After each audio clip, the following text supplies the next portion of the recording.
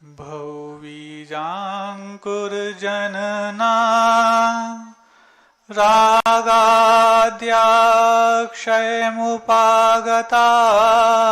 यस्य ब्रह्मा वा विष्णुर्वाहरो जिनो वा नमस्तस्मै। जो विद्यादिसागर सुधी, जो विद्यादिसागर सुधी गुरु हैं हितैषी, शुद्धात्म में निरत नित्य हितोपदेशी। वे पाप ग्रीष्म ऋतु में जल है सयाने, पूजूं उन्हें सतत केवल ज्ञान पाने, पूजूं उन्हें सतत केवल ज्ञान पाने। बोले देवादिदेव एक हजार श्री नैमिनाथ पार्श्वनाथ भगवान की, देवादिदेव एक हजार श्री मुनि सुव्रतनाथ भगवान की, परम पूज्य आचार्य परमेष्ठी गुरुदेव श्री विद्यासागर जी महामुनि राज की, 3,9 करोड़ मुनि राजों की। कई बार जैसे किसी की पार्टी शादी वगैरह में जाते हैं, बुके लेके जाते, गुलदस्ते लेके जाते, जाते कि नहीं जाते, गिफ्ट लेकर के जाते, और गिफ्ट के साथ साथ आपकी नजर रहती है रिटर्न गिफ्ट की ओर कि उस रिटर्न गिफ्ट में हमें क्या दिया जा रहा है। बात समझ में आ रही है आपको? रिटर्न गिफ्ट का आज बहुत बड़ा एक जमाना है, कितनी रखी हैं और कहाँ रखी हैं, और हम कौन सी देंगे और बदले में कौन सी मिलने वाली है, ये सब होता है। अब वो जो बुके और गुलदस्ते होते हैं, वो बुके और गुलदस्ते कई बार वो जो ग्रहण करता है वो संभाल ही नहीं पाता, उसी गार्डन में या उसी मैरिज गार्डन में या उसी मंगल कार्यालय में वो वहीं छोड़ करके आ जाते हैं, और सुबह जाकर के झाड़ू लगाने वाला झाड़ू लगा के उनको एक ढेर लगा देता है। आपकी दी हुई उपहार की एक दिन की भी कीमत नहीं होती। वो सुबह जाकर के वो जो फूल कल तक खिले हुए थे मुरझाने लग जाते हैं और गंधाने लग जाते हैं। इसकी बजाय एक नया प्रयोग भी किया जा सकता है। ध्यान रखना, वो 1,500 रुपए के गुलदस्ते जो आप यूं ही दे आते हैं और यूं ही कल एक दिन की भी उनकी जिंदगी नहीं होती, लेकिन एक प्रयोग किया गया और वो प्रयोग मुझे बहुत अच्छा लगा, इसलिए मैं आपके सामने रखना चाहता हूं। एक व्यक्ति आके बोलता है, बोले महाराज हमने एक नया प्रयोग किया है, चाहे वो किसी की जन्मदिन की पार्टी हो, मैरिज एनिवर्सरी हो, शादी हो और कोई सालगिरह हो, आदि आदि। एक हमने सर्टिफिकेट तैयार कराया। क्या किया उसमें सर्टिफिकेट में? मान लो मैं जिसको मैं सर्टिफिकेट देना है, यानी जिसको मुझे गिफ्ट देना है या बुके देना है, मैं उसकी तरफ से कोई भी एक पारमार्थिक संस्था में, चाहे वो गौशाला हो, चाहे वो वृद्धाश्रम हो, चाहे वो अनाथाश्रम हो, चाहे और भी कोई परमार्थ के कहा जहां हो रहे हो, मैं उसकी तरफ से मुझे जितना भी उसको राशि का गिफ्ट देना है या बुके देना है, मान लो 1,000 रुपए का देना है, तो 1,000 रुपए मैंने उसने लिखे कि मैंने आपकी तरफ से 1,000 रुपए का दान गौशाला को, वृद्धाश्रम को और अनाथाश्रम को किया है, और ये उसका सर्टिफिकेट मैं आपको भेंट कर रहा हूं। अब वो देखना, वो सर्टिफिकेट एक दिन में खराब नहीं होगा।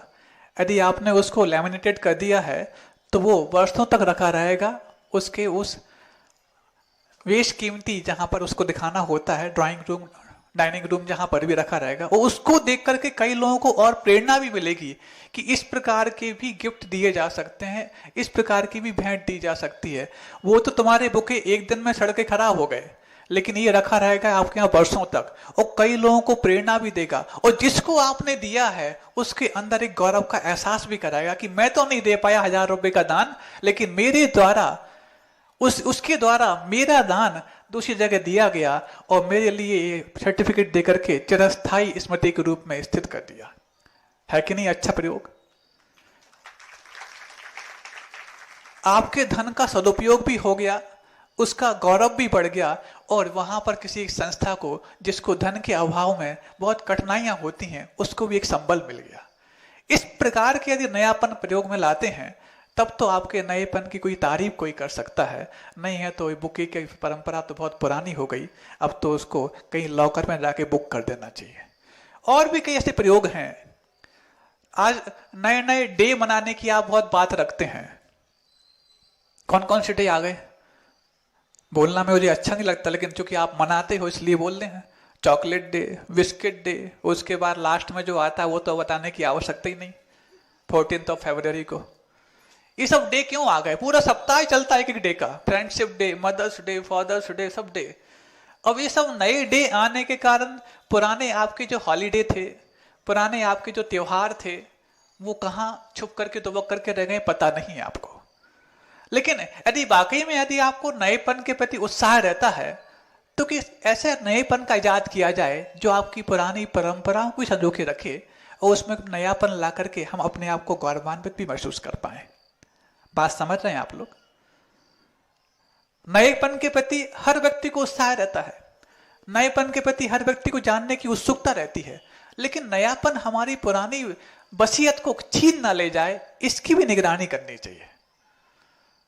अब देखो, बर्थडे मनाते हैं आप लोग, एनिवर्सरी मनाते हैं आप लोग, और भी कई सारी चीजें मनाते हैं। कितना खर्चा होता है आपको मालूम होगा, कितना आप खर्च करके और कितना उससे पा लेते हैं भी आपको मालूम होगा। अब इस नएपन को, जैसे मान लो एनिवर्सरी होगी, 1,50,000 रुपये खर्च करना कोई बड़ी बात नहीं, क्योंकि हमने इतनी बड़ी जीवन भर की मुसीबत मोल ली है, तो 1,50,000 साल में एक बार खर्च करना उसके लिए एक श्रद्धांजलि मानी जाएगी। बात सही है ना? आप लोग को शायद बुरा लग रहा होगा जिनने इतनी बड़ी मुसीबत मोल ले ली है, कहीं ऐसा ना हो घर जाके मुश्किल पड़ जाए, लेकिन बात तो सही है। आपके चेहरे की मुस्कान बता रही है कि हम सही कह रहे हैं, लेकिन शिकन बता रही है कि घर जाके मुश्किल ना पड़ जाए। तो ये सब है आपके साथ चलती रहती चीजें। तो अब एनिवर्सरी हो गई, बर्थडे हो गई, और भी कई सारी चीजें हो गई, मनाते हैं आप लोग, खर्चा भी करते हैं, और उसमें कुछ नयापन लाने के लिए कुछ और भी चीजें प्रयोग करते हैं। इन सब चीजों के, उन 3-4 चीजों के खर्चों को आप एक चीज में इंक्लूड कर सकते हैं और 4 गुना खर्चा भी कर सकते हैं। कैसा? जब आपका जन्म हुआ था, सोचना, आप लोग सब पंचम काल में जन्म लिए हैं, और पंचम काल में यदि कोई मनुष्य पर्याय में जन्म लेता है तो पक्का है कि वो मिथ्या दर्शन के साथ ही जन्म लेगा। तो एक तरह से वो बर्थडे मनाने की परंपरा जो मिथ्यात्व का पोषण भी करती है। आप चाहो तो इससे भी बच सकते हैं, आप चाहो तो जो खर्चा करते हैं उस खर्चे का सदुपयोग भी कर सकते हैं, और आप चाहो तो एनिवर्सरी को भी उसमें इंक्लूड कर सकते हैं। महाराज 3-4 चीजें इंक्लूड एक साथ कैसे होंगी? हाँ सुनो, आज अपन नई चीज ला रहे हैं, समझ में आ रही ना आपको? मराठी मध्ये येते माँ का मानता? हाँ सुनो, का सांगितला मन। सुनो, अब देखो, बीच बीच में प्रयोग करेंगे क्योंकि आप लोग को आपकी निजी चीज से बहुत ज्यादा ताल्लुक होता है, और आपकी निजी चीज आपकी मातृभाषा है। मातृभाषा एक ऐसी वस्तु होती है जिस चीज से व्यक्ति बंधा चला जाता है। एक घटना घटी बीच में मैं लाना चाहता हूं। अमेरिका में, सत्य घटना है, अमेरिका में एक व्यक्ति पहुंच सकते हैं। जब आपका जन्म हुआ तो वो जन्म जब हुआ मिथ्यात्व के साथ हुआ, और इतना ही नहीं हुआ, जिस दिन आप जन्म लिए उस दिन आपने अपनी मां को 40-45 दिन तक देव दर्शन नहीं कर पाएगी, ऐसा उनको एक क्या कर दिया? बाध्यता दे दी, एक आपने बंधन में डाल दिया। होता कि नहीं होता? 40-45 दिन तक अब वो मां मंदिर नहीं जा पाएगी, देव दर्शन से वंचित रहेगी, है ना? अब 45 दिन बाद, कहीं की 40 दिन देता, कहीं 45, जैसी जहां परंपरा हो वो है। अब 45 दिन बाद जब आप पहली बार मंदिर जाते हैं, देखना, पहली बार जो आप मंदिर जाते हैं उस दिन आपकी मां को भी 45 दिन बाद देव दर्शन करने का सौभाग्य मिलता है, और आपको भी जो देव दर्शन सम्यक दर्शन की भूमिका में भी कारण बनता है। हालांकि वो सम्यक दर्शन 8 वर्ष अंतर मुहूर्त के बाद होगा, लेकिन उसकी भूमिका प्रारंभ में आपने 45वें दिन चालू की। तो आपके सम्यक दर्शन की भूमिका का आधार, दूसरा, मां को 45 दिन तक जो मैंने वंचित रखा, उस वंचन का खुलासा और पटाक्षेप। और तीसरा जो आप लोग एनिवर्सरी मनाते हैं, क्या? विवाह की वर्षगांठ। विवाह का मतलब क्या है? अपने असंयम का पोषण नहीं है, बल्कि सत संतान की प्राप्ति का लक्ष्य है।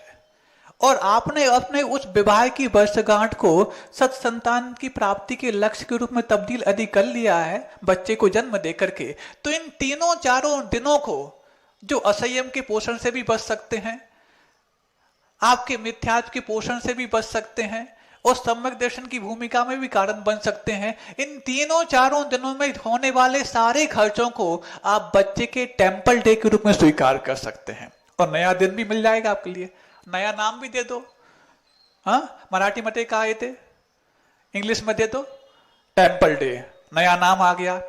और हर व्यक्ति को अपना पहला दिन जन्म का तो पता है, लेकिन आप 40 दिन या 45 दिन में जो भी दिन आपको लगता है कि सूटेबल हो, और उस डेट को आपको लगता है कि ये डे हमारे लिए डेट बहुत अच्छी रहेगी, अनुकूल भी रहेगी, और किस्मत से उस दिन अच्छा कोई और तो कोई दिवस भी जुड़ जाता है, तो आप वो फिक्स कर लो। जरूरी नहीं कि आप 40 दिन या 45 दिन, उस डे को मनाओ और 3 गुना खर्चा करो। क्योंकि मैंने एनिवर्सरी का खर्चा बचा लिया, मैंने बर्थडे पार्टी का खर्चा बचा लिया, मैंने और भी जो व्यवस्थाएं होती थी उन सबको बचा लिया, और एक साथ एक टेम्पल डे में हमने उसको इंक्लूड कर दिया। उस दिन 3 गुना खर्चा करके आप चाहो तो बड़े अनुष्ठान कर सकते हो, आप चाहो तो किसी परमार्थ के क्षेत्र में दान कर सकते हो, आप चाहो तो उसको उत्सव के रूप में तैयार कर सकते हो। है कि नहीं? नई बात। ये टेम्पल डे आपको मिथ्यात्व के पोषण से भी बचाएगा, एनिवर्सरी में जो उस असंयम का पोषण होता है उससे भी बचाएगा, और आपने जन्म लेते ही मां को जो 45 दिन तक बंधे जाने से रोका था उसके बंधन से भी बचाएगा, और एक नया दिन भी बन जाएगा। बात समझ में आपको आई? कैसी समझ में आई? 2 चीजें मिल गई, एक तो वो सर्टिफिकेट वाला आपको बता दिया, दूसरा एक नए डे वाला बता दिया। और भी कई ऐसे नए प्रयोग किए जा सकते हैं जो नयापन आपकी पुरानी विरासत और वसीयत को संजोने के लिए कारण भी बन सकता है। यदि ये प्रयोग करते हैं तब तो समझना कि आपका ये चातुर्मास भी कुछ नए चातुर्मास के रूप में सामने आएगा। नहीं है तो कई बार स्थापनाएं हुई और कई बार निष्ठापन हो गए, आप वहीं के वहीं रहे, साधु अपनी जगह चले गए। ऐसा नहीं, कुछ नया होना चाहिए। और ये छोटी छोटी चीजें हैं, इन छोटी छोटी चीजों के माध्यम से आप बड़ी बड़ी उपलब्धियों को अपने साथ जोड़ सकते हैं, और ये जोड़ना बहुत बड़ी उपलब्धि मानी जाएगी।